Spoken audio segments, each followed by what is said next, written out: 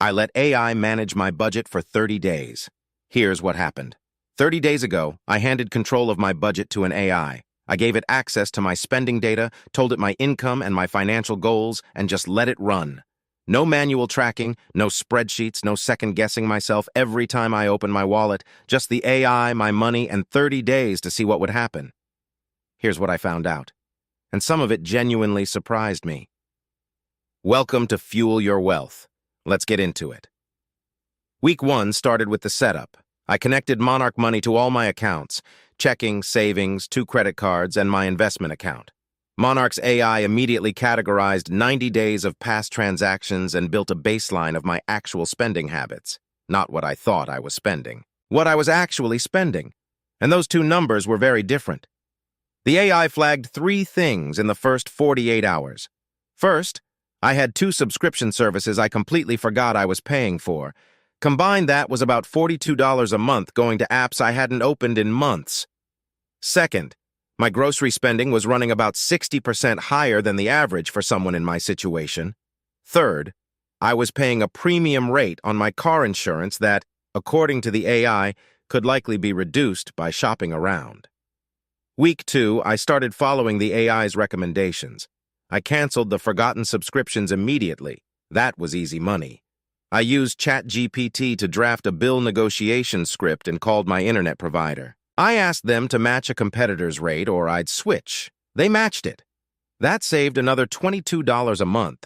I also used the AI to build a weekly grocery list optimized for my budget target and stuck to it for the first time in years. Week 3 is where it got uncomfortable. The AI identified that my biggest spending leak wasn't subscriptions or groceries. It was what behavioral economists call lifestyle creep. Small, frequent, almost invisible purchases that individually feel like nothing but collectively add up to hundreds of dollars a month. Coffee runs, convenience store stops, impulse online orders.